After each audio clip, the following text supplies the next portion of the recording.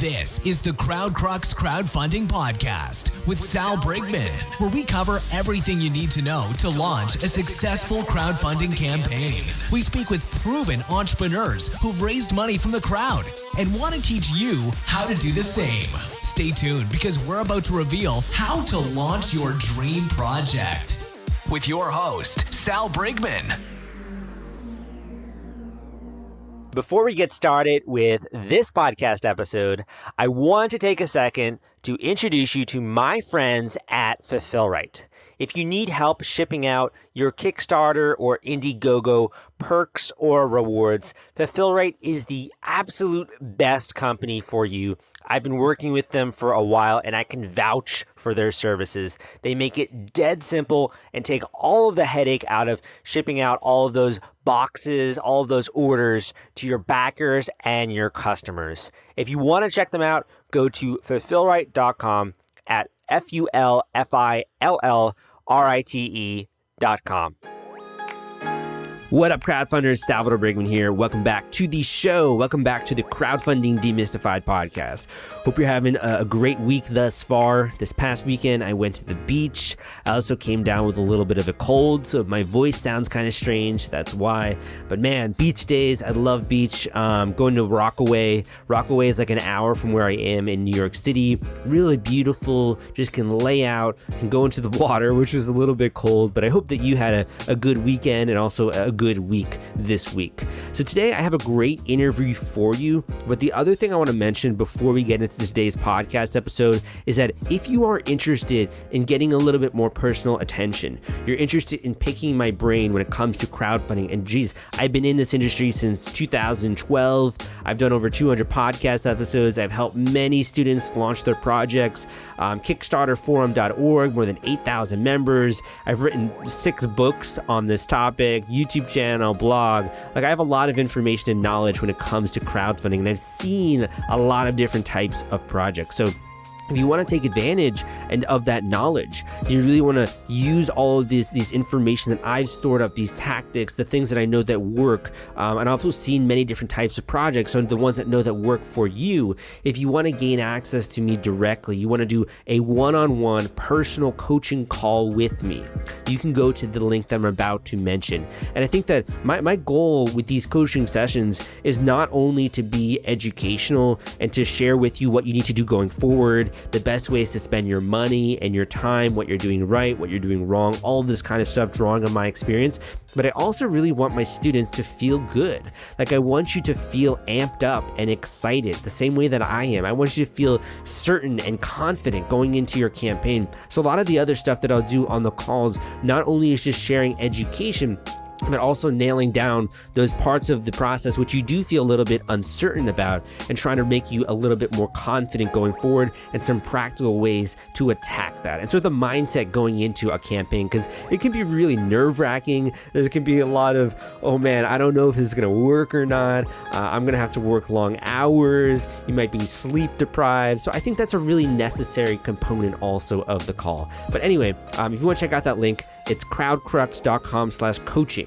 So that is crowdcrux.com/coaching.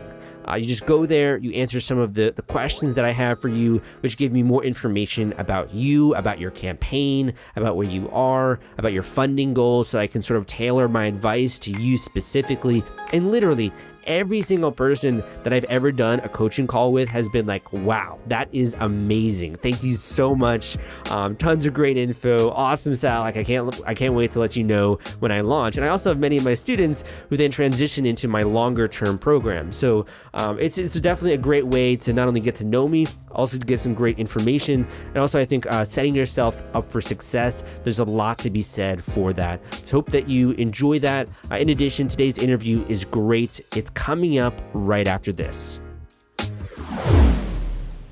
Richard and Peter, welcome to the podcast. You guys have raised more than $290,000 on Kickstarter. Congratulations for that. Your project is a smash success. You also, I know, have learned a lot from doing this project, so welcome to the show. Peter, I want to address my first question to you. Would love it if you could just tell the listeners a little bit about this campaign, why it is that you made it. Just give them an idea of what this project is that you've raised so much money with. Okay, so I've been a freelance community manager since 2001. I've been building communities for a while. One of them happens to be a Twin Peaks fan community, which I launched in 2011. And that's right when Twin Peaks fandom had sort of faded. It wasn't part of the discussion anymore online, so I wanted to rekindle that fire by demonstrating that Twin Peaks is still very much alive in contemporary art, music, films, television, etc. So, yeah, I've been engaging the Twin Peaks fan community for well over 7 years now, and back in December, I learned that Richard was working on a project that was one of the characters from the show, and a very beloved character, but also a very beloved actress who always was there for the fans at the conventions, and you know, she was just a very charming and wonderful person. And when I learned that Richard was hoping to make a film about her, like a documentary, I reached out and said, hey, I want to be part of this project because I strongly believe that the fan community will love this film. Yeah, totally. And actually, let me interrupt. Actually, what he said in his email was, I will not sleep until this project is fully funded. And he did not sleep. Well, Peter, I mean, it seems like you have more of a background in marketing. Is that right? I mean, you talk about building up fan bases or building up communities. Is your background more in marketing, I guess? Right. Yeah, I do digital marketing consultancy. I've always been in online marketing and social media. But I started as a community builder, actually, focused on usually tech, software, but that evolved into other things, and especially things that I'm passionate about. So Twin Peaks is definitely one of them. Okay, so in terms of the breakdown for the project, I guess, Richard, did you sort of bring the vision when it comes to this campaign, what it is you really wanted to raise money for, what you wanted to accomplish, and then Peter was more of, I guess, implementing the marketing side of it. Is that kind of how the breakdown worked? I would say to some extent, but I would say that early on it became clear to me that Peter had more to contribute than just the technical side or the social media marketing side. That this is a very, very creative person in terms of his visual abilities and in terms of his understanding of the themes and the relevance of this character and this project to Twin Peaks fans in general. So I found a really interesting creative collaborative partner. One of the strong things about our piece is the video that tells the story that we're trying to tell and talks about Kickstarter and talks about raising money. And Peter was very instrumental in shaping and crafting and honing that. Yeah, heavy marketing, but also very much involved with the creative, which makes a big difference, I think. That's awesome. But I still think that crowdfunding is something that's completely new when it comes to documentaries, when it comes to filmmaking. A lot of people are now just sort of dipping their toes in the water when it comes to using Kickstarter as a way to make an indie film or a way to make a documentary. Richard, why is that came to mind? Why did you decide to use crowdfunding than going some other financing route?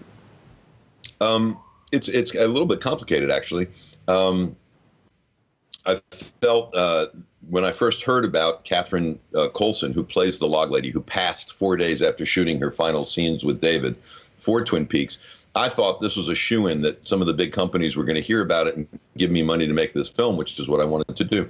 And I was surprised that they weren't ready to take that giant leap. There's a lot of documentaries out there right now, a lot of people trying to get them funded.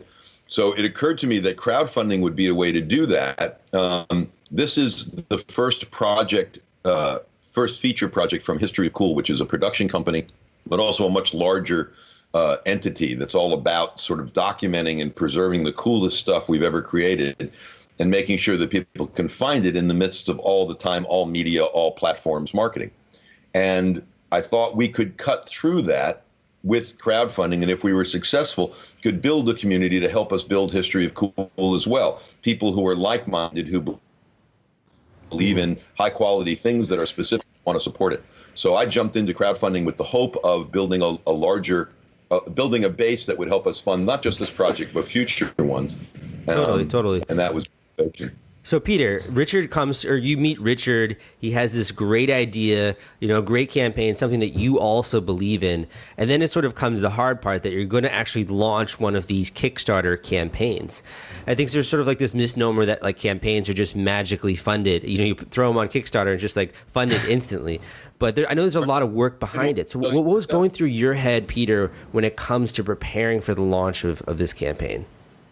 Well, I think, and this ties in with your previous question, I think the biggest challenge in crowdfunding film is that you're pitching an idea for a story, not a product, and you're warming people up in advance for a story you will tell in about a year from now. So that's tough. And if you don't back a product, you don't get to use it, or it may sell out. If you don't back a film, chances are you'll be able to stream it for a couple of bucks when it's out, or in some cases, it will be added to Netflix or Prime at some point. So your audience is really aware of that. And with a film, you're pitching a story, and as powerful as it may be, what becomes really important is the team presenting it. And if you have a certain authority, like previous documentaries you worked on, or if you have an existing long-time engagement with your audience, that definitely helps to gain trust. We got a lot of feedback from David Lynch fans saying that they backed this project because they believe it's in good hands. Not just because it's a powerful story, it's the team that is vital here. And then there's the way the team manages the campaign, like how they talk to and respond to the backers, how they engage on social media, and how they show you care for the subject of your film and for your backers. And we did that in various ways with Kickstarter Live, Facebook Live, Reddit AMAs, that sort of stuff. So it's a really high touch, almost like you're trying to not only bring backers to the project, but also be super transparent. You're really giving them a look behind the scenes and making them know that it's in good hands so they're okay with actually supporting your project. Tell me, Richard, what was it like when you first launched this project, like the first few days? It goes live, you get a little bit of funding there, but then I know that the real work begins. The real work besides just the people, your friends and your family and people that know you. What was it like that first week with the Kickstarter campaign? Well, one of the things that to also cycle back a little bit to your the last question, one of the things that's really, really important is getting the word out so that people know about it. We had three really powerful elements there. One is Peter Dahm runs Welcome to Twin Peaks and has the ear of almost all of the Twin Peaks fan base to begin with. Two, we were working really, really closely with Kickstarter, Liz Cook Mo, who runs the documentary section there. And we were also really lucky that a man named David Nin, who had been at Kickstarter for doing PR, left the day that they announced our project within Kickstarter and wanted to do it. And David loved the project so much, he wanted to stay on despite moving on to a new job. He wanted to help us and consult with us. That publicity, we generated an enormous amount of press. And that really, really helped do the beginning. And once you get past that big surge of press and everybody loves us and we're making money and it's looking really good, and you get into that second week and it's slowing down, and all of a sudden you realize how far that goal is. Yeah. Incredibly nerve-wracking. And it forces you to continue to think of new things that you can do to engage your audience and stay on top of it. That's where the lack of sleep comes in. Is all those late nights thinking of all those ideas and then getting up and executing them in the morning. We had a great team on that level. Constant input from Kickstarter, David Nin doing PR. Peter Dahm was just always there. He's in New York, we're in Los Angeles. That time difference made a difference, but we stayed on top of it. Yeah. And I think because, to a large extent, Peter's sensitivity to the fans, I was able to translate some credibility I have with the fans based on my previous work. I was able to translate that through of how people wanted and needed. Yeah. Hey Sal, totally. if I may add something, like one of the things we did to keep the project interesting was we had a couple of mystery rewards. And these mystery rewards were already part of existing reward levels from the get-go, but they were only revealed as soon as we hit certain funding milestones, like 50K or 100K. And that caused people to really track the campaign closely to see what they'd get extra, because they had already pledged, but there was this mystery reward as part of the package. And so they helped spread the word so they could find out. I mean, if we hit a certain milestone, we would tell them. And for instance, the first mystery reward we unlocked was for everyone who backed us at the $35 level and up. They get the opportunity to have their Log Lady cosplay photo included in the actual film. Yeah, the character has always been a favorite among Twin Peaks fans for Halloween parties. There's always a Log Lady at Twin Peaks viewing parties. So we knew a lot of people already had photos of themselves as the Log Lady or the Log Gentleman. And they could share it right away. So what we did on the Welcome to Twin Peaks Facebook page was we launched a challenge to create the longest possible comment thread with nothing but Log Lady cosplay photos. And people were also invited to tag friends of theirs who had dressed up as a character in the past. And we collected close to 200 photos on that thread, and we got tons of engagement on that Facebook post, which gave us an increased exposure for at least a couple of days. Jeez, that's a lot. And on top, and on top of that, I reached out personally to every single person who shared a photo to make sure they knew about the opportunity that if they backed the film, that photo could end up in the film if we were successful. So that's one of the things that we're actually hoping to hit the 50K milestone sooner than we did. But as soon as we did, that was a huge extra boost.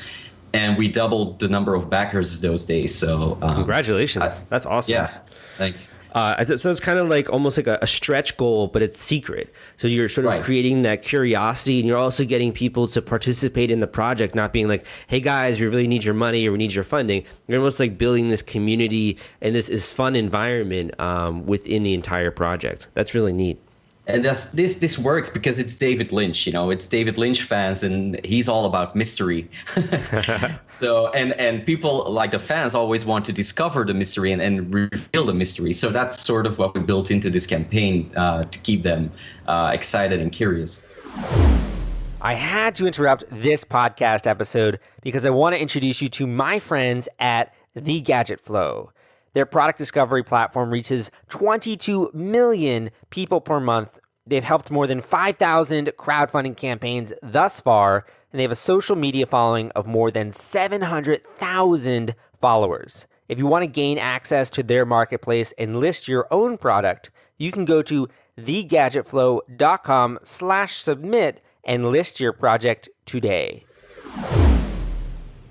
Now, let me ask you here. So one of the things you mentioned earlier was the actual campaign video. What do you think that you did right with that project? Because I know that a lot of people really struggle with putting together an effective campaign video. Do you have any tips or any advice for that?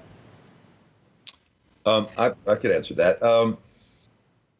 I'd never cut a campaign video quite like it before in any way. Actually, a campaign video for something like this, and where I might make a trailer to approach it in a different way to keep the mystery. We were encouraged. We have a consultant that we hired by the name of Justin Giddings, who's the Kickstarter. And one of the things that he was pretty strong about in his training that we were able to look at video-wise was how to structure out that campaign video. And we went from something which was my natural inclination, which was highly dramatic, with really strong, powerful imagery, asking a lot of questions that made you want to see the film. We restructured it to something that had that element in it, but then let you know who was involved and how. Yeah, exactly. I think one of the things about Kickstarter more than anything else, Kickstarter, Indiegogo, any of these crowdfunding campaigns, is people want the personal engagement with the filmmakers, if it's a film.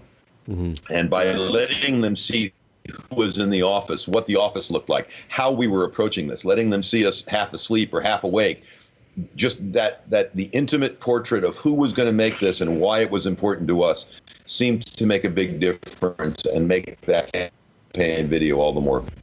Yeah, I think a big difference here too is that people need to see you. They really need to see the people, the creative minds behind the project in order to really want to back it, in order to have any kind of interest whatsoever, because we're all bombarded with so many commercial messages that we almost tune out when someone's trying to pitch something else. But when you have a bit of interesting backstory to it and you get to a sense of the characters and even the personalities, the people involved, it can really pique that curiosity and that interest with the project, I think. And I'd say it was the care, the personalities, but also the importance. There's an element of, I think people like to smell that desperation. You know, it's not a great race if the winner is so far away from the guy who's second that there's no competition. It's watching everybody sweat at those last minutes that makes a difference. It's watching the one-on-one, the tightness, and it's us against the time clock. We've got to make this. We also added. We had some anonymous donors and some non-anonymous donors put up matching funds. And it seemed that our matching fund campaigns really, really worked because we got out there and we said, hey, come on, let's go. Let's do this now. So there was a sense of urgency, which is really, really important in these kind of campaigns. And it's hard to do with a documentary that's about someone who's already passed. It's not like we've got to get this interview before she dies. She was gone.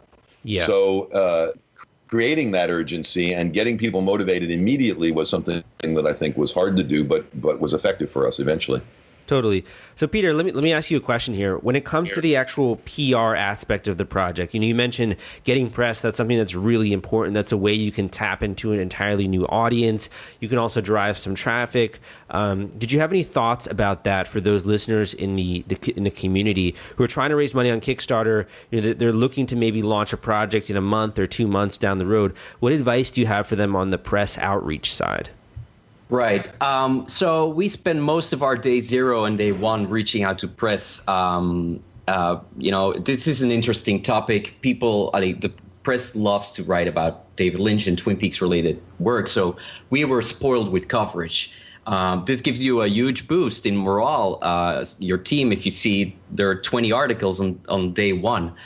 But what we did find out was that it doesn't really generate any traffic to your Kickstarter page. There's engagement on social media, but people click through to the article, and that's where it stops. I mean, usually, articles aren't laid out like a sales page or a sales pitch. It's just the link is buried down somewhere in the copy.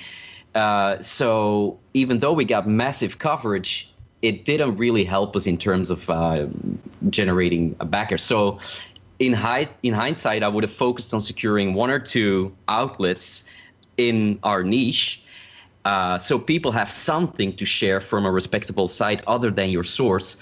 But it is really about direct targeting and reaching out to the fans in a very direct way instead of going through press. I think we focused a little bit too much on getting press, whereas it's if you get 2 or 3 articles, that should be good. Yeah, that should be good.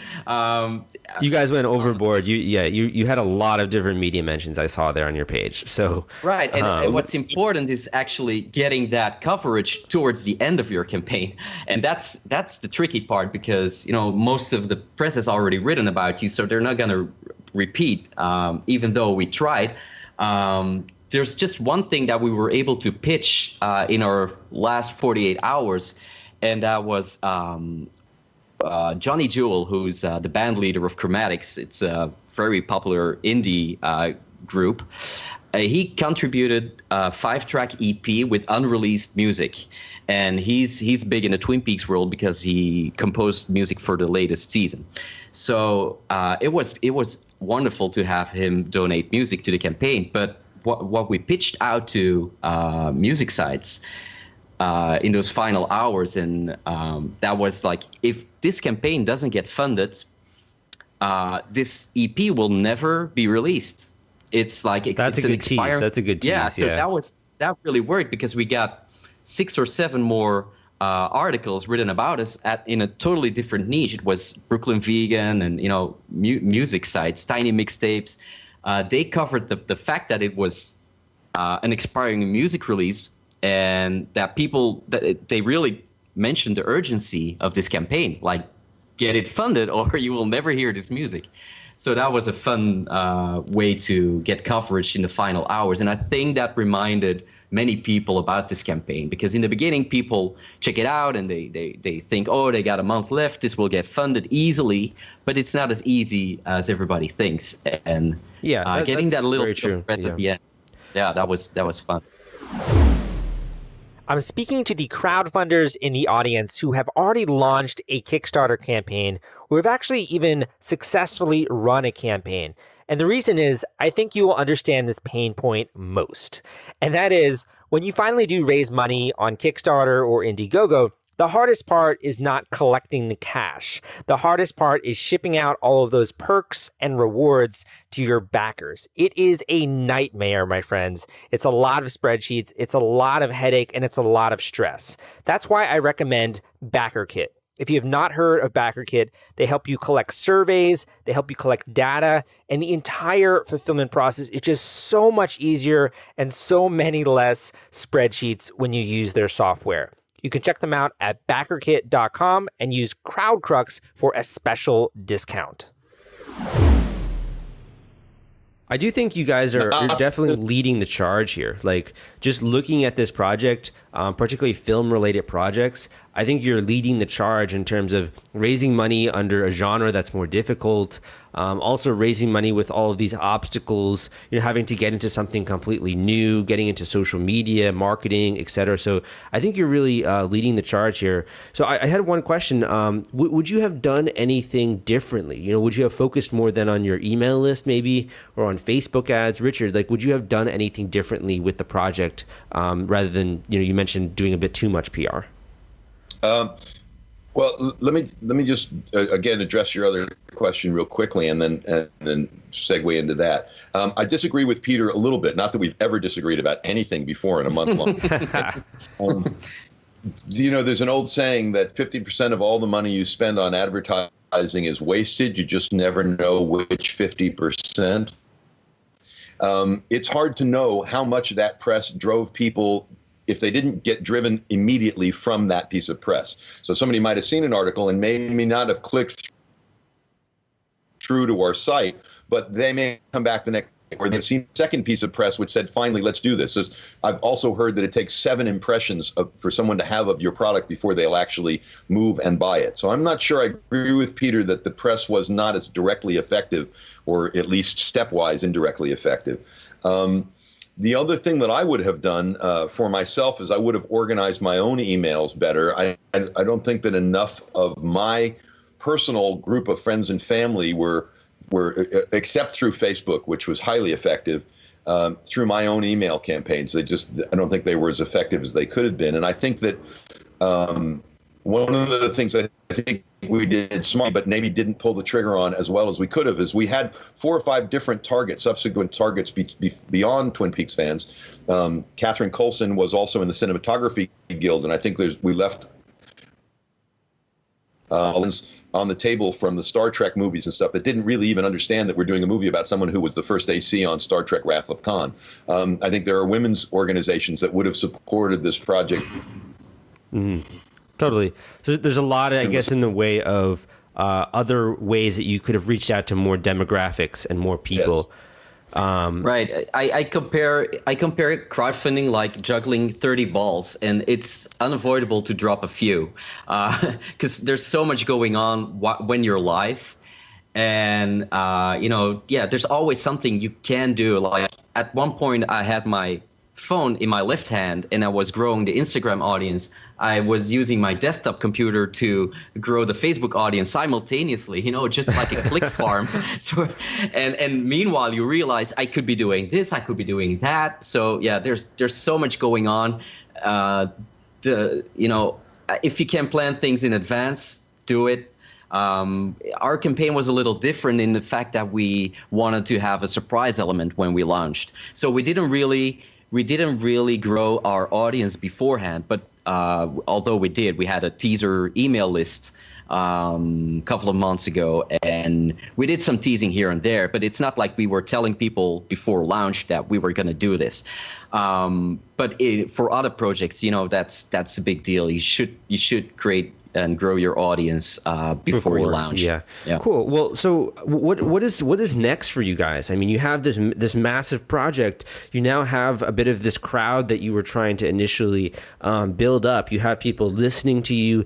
You're now on podcasts. You know, you have people wanting your attention. What is next for you? What are you focused on after this campaign is wrapped up? Let me answer the first part of that, and Peter take the second half. For us, the primary thing here right now is making a great movie. It's one thing to have everybody glad that you're making this movie, and it's one thing to have the resources. Carl Gottlieb, who wrote the screenplay for Jaws, just a really funny and interesting man, is a friend of my brother's, and he sent a message along to me yesterday that said, "The hard part is over. Now comes the hard part." And making the movie is preeminent. Also, making sure that our audience stays with us during that time, and including one of the things we've done in our rewards that I don't think has ever been done before is we offered people editorial consultants, which meant that when we get our first cut of the movie, we're going to make watermarked versions of it and send it to each of the people who bought in and backed that particular pledge level. They'll be able to look at early cuts of the movie, make their comments, sit in on a Skype session with us as we talk about those ideas and editing them, and then do the same thing again as we get close to a final cut. Engaging the audience and keeping them with us, I think, is going to be essential, both for satisfying our goals on this project and hopefully taking some of that audience that wants to join us to build a basis for crowdfunding project that we do as well, which is yet to be announced. What would you say, Peter?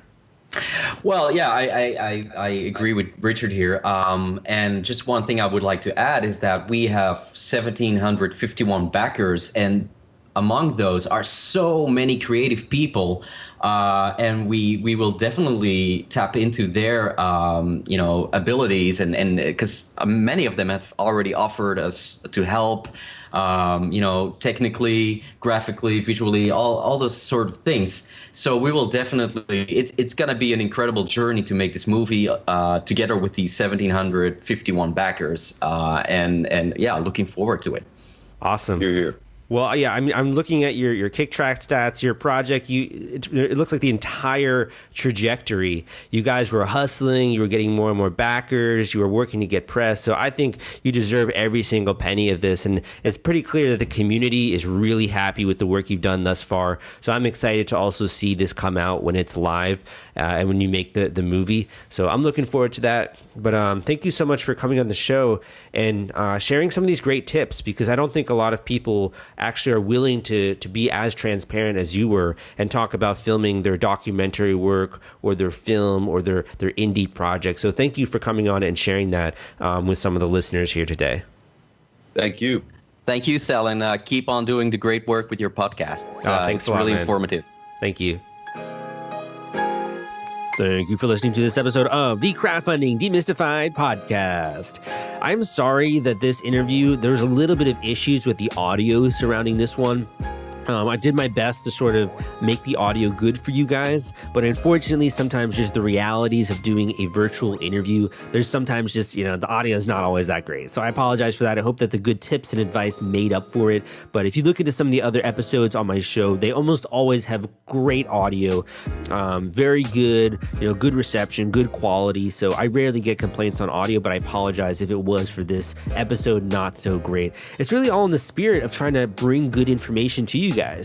Sometimes a project that's raised a lot of money doesn't necessarily, they're not familiar with doing podcast episodes. They're not familiar with doing media appearances. So a lot of what I do is sort of coaching people and getting them ready and warmed up to share these tips, to share these advices with you. So that way you can use that information going forward. It's kind of like, it's almost like uncovering the story and really getting to the root of those levers that they pulled in order to drive funding to their project. And that's I think my job here in the process. So I hope you liked today's interview. If you are interested in working one-on-one with me, working one-on-one with Sal, we'll get all of your questions answered.